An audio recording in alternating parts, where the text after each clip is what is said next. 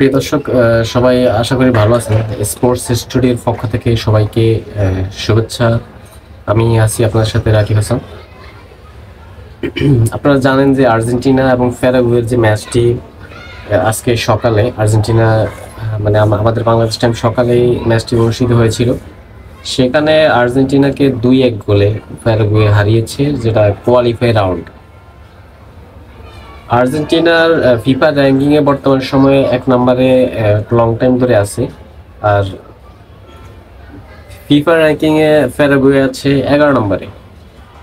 Argentina team যথেষ্ট শক্তিশালী ছিল। মেসি এবং নিষেধাজ্ঞা কাটিয়ে এমিলিয়ানো মার্টিনেজও ফিরেছে, কিন্তু এই মুহূর্তে আর্জেন্টিনা প্যারাগুয়ের সাথে হেরে আসলে বেশি একটা ক্ষতি হয়নি। আর্জেন্টিনা টিমের বেশি একটা ক্ষতি হয়নি, কিন্তু মূল প্রবলেম হচ্ছে যে টিম কনফিডেন্স লেভেলটা আসলে নষ্ট হয়ে গেছে। এটা আগামী 2026 সালের জন্য এটা একটা হুমকি স্বরূপ হিসেবে আছে। 2026 সালে যদি ওয়ার্ল্ড কাপে ভালো করতে হয়, তাহলে আর্জেন্টিনা টিম বর্তমান সময়ে কোয়ালিফায়ার রাউন্ডে পয়েন্ট টেবিলে শীর্ষে এবং শীর্ষেই থাকবে, শীর্ষে থেকেই শেষ করবে।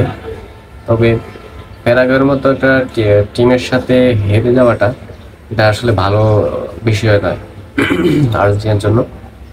তবে আর্জেন্টিনা টিম যেভাবে খেলছে লাস্ট শুরু থেকে কোয়ালিফাই রাউন্ড, আমরা ভাবছি আসলে হয়তো 2-1টা ম্যাচ একটা শক্তিশালী টিমের সাথে তারা হারতে পারে বা ড্র করতে পারে, কিন্তু আর্জেন্টিনা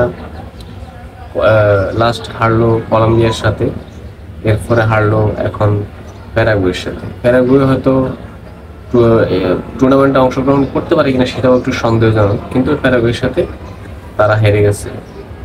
এখন এই ম্যাচটিতে আসলে কোন ধরনের সমস্যা ছিল, কি কারণ তারা হারছে, এটা হচ্ছে মানে একবার ওভারঅল শক্তি সামর্থ্য সবকিছু মিলেই আর্জেন্টিনা টিম ছিল, কিন্তু ভালো ফুটবল খেলতে পারে নাই তারা আজকে। এটা হতে পারে 2-1টা ম্যাচে ভালো হতে পারে, তবে প্যারাগুয়ের সাথে হেরে যাওয়াটা আর্জেন্টিনার ফুটবলের জন্য এই সময় আর 1 থেকে 2 বছরের কাছাকাছি সময় আছে ফিফা ওয়ার্ল্ড কাপ অনুষ্ঠিত হওয়ার। কানাডা, মেক্সিকো, ইউএসএ 3 দেশ মিলিয়ে 48 দেশের এই টুর্নামেন্ট।